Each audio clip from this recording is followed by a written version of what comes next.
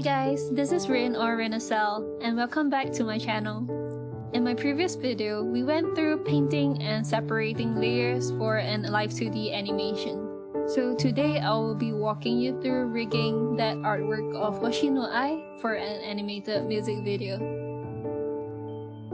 I thought really hard about the best way to structure this Live2D rigging video and decided that it will be most useful for me to talk through the Live2D parameters.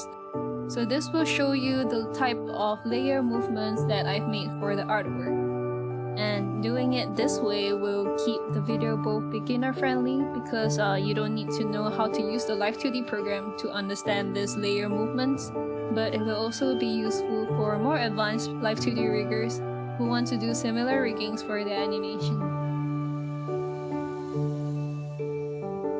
I did also record my full rigging process for this, so you can download the 2-hour-long time-lapse at my coffee shop, and that should be really helpful for riggers who want to study in detail the way I've rigged these parameters. So let's get started. Before you start with any animation, it's best to have an idea of the sort of movements you want from the start. So for this one, I've decided that I wanted natural breathing, wind physics for the hair and the clothes, blinking of the eyes, and detailed eye physics. I've also set up different toggles. I decided to rig angle X for the camera to move sideways like this.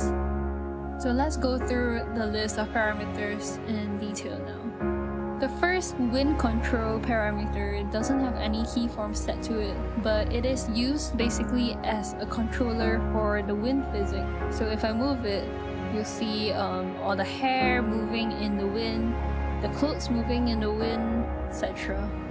In the toggles folder, I have a parameter to choose between the star sizes of the eyes, so no star, normal star, and the famous Oshi No Ko big glowy stars. I also have a black star toggle here to switch between the light star and the dark stars. I also have a toggle to turn on and off the opacity of the sweat droplets. This will be useful when I'm animating it in After Effects, and also a toggle to switch between the sprites of Hoshino Ai and the singer sprite Sarah. In the eyes folder, I have eyeball movements, which might be helpful during the animation process, and I also have the eyelids moving a little bit together with the eyeball movement to make it look more natural.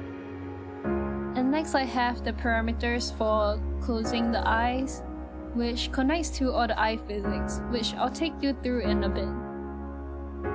Next I have the breathing parameter, which is turned on automatically now. And you can see the entire body is moving naturally with the breathing parameter. The mouth opens slightly when she's breathing in, and then there's also some breathing mist when she breathes out. Her face turns slightly upwards when she's breathing, slightly downwards when she's breathing out. And it's all a little bit exaggerated because I am simulating her being on stage, performing and dancing, and she's slightly out of breath and panting from it. Next up is the camera movement angles here. So first we have angle X for the face, the hair moving left and right. I've kept her eyes to look as if she's looking straight into the camera regardless of where the camera is moving towards. The skirt also goes in 3D when you turn left and right. This is because I had very detailed layer separation and also like layer setup, deformer setup for this. The whole body, including the legs, will also rotate a little bit as the camera rotates horizontally. I experimented a little bit with angle Y for the camera moving up and down. It's not complete because I stopped working on it halfway through. And then I also have angle Z, which is basically like the parallax effect when the camera moves in and out. But yes, I've discarded the work for these two parameters and decided to focus just on angle X for this animation. So back to wind physics. So we had the wind controller above, which controls all of these physics layers. First group of layers will be the hair physics layers. I split alternating hair sections into two groups of physics layers so that they can have slightly different physics movements. The short front hairs have two parameters to each of them, and I've also made keyforms for the shoulder piece together with these parameters, as they have similar physics behaviors. So you don't need to be creating a new parameter for every single clothes piece that you're doing physics for. I do the same with the longer hair strands, splitting them up into two groups and using 4 parameters instead of 2 here. I've used different parameters for the long hair physics versus the short hair physics because they behave quite differently, so they need different physics settings for them. And I do the same hair physics for both Seraph's and Ai's hair. Next, I have the bow tie physics for smaller fabric pieces, such as the bow tie on the head, the shirt collars, the short frills, and the shirt. I also have another 2 parameters for the hair clip physics and 2 parameters for the physics for the microphone, which is quite different from the physics of the other accessory. They are a lot less bouncy than the fabric type accessory. Next, I have the skirt physics parameters. So the first 2 is skirt X for it to move sideways. Second group, skirt Y for poofing up the skirt and bringing it down. And skirt P, which is for swaying it left, right, up, down. For VTuber models, each of these XYP physics groups will be linked to each body movement angle XYZ. But for this rig, we do not have body tracking. We only have wind physics. So all of these 6 physics groups are linked to the wind physics controller with different weights set to them. So now we come back to the eye physics, which is all linked to the blinking and the eyeball movement. First up is the eyelid physics.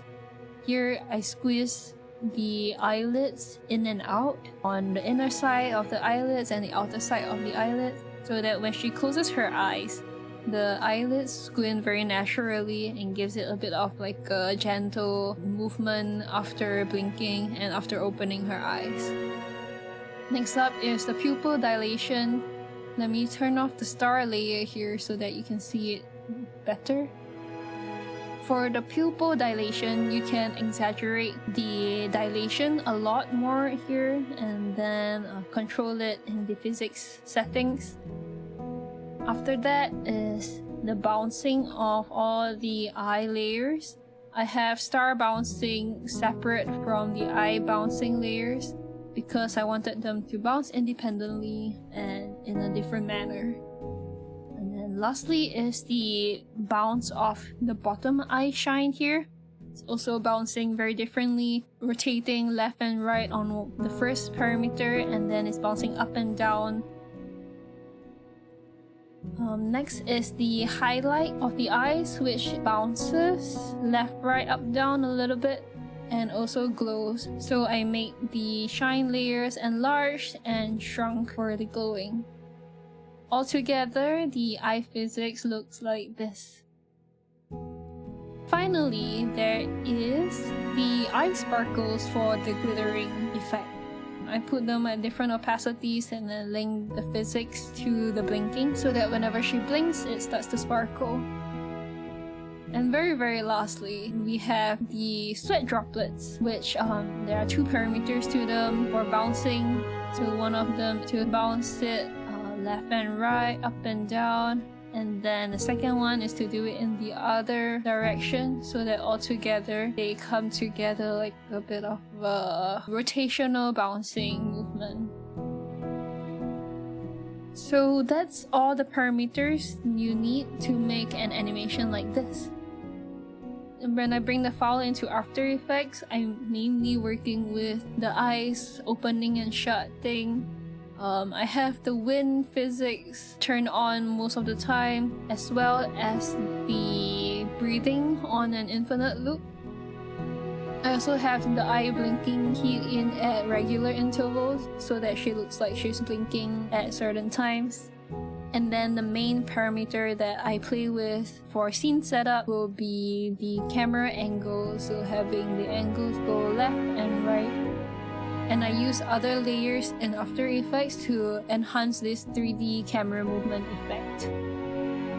I really hope this was useful for you. Again, I do have a time-lapse recording of setting up this entire rig, all of these parameters from start to finish, which you can purchase and download from my Ko-fi site, along with a slower version of the drawing process itself. For the next video, we'll be going through the process of making Ruby and Aqua's sprites. So if you have any questions, please let me know and I can answer them in those next videos. Thank you for watching, and I'll see you in the next.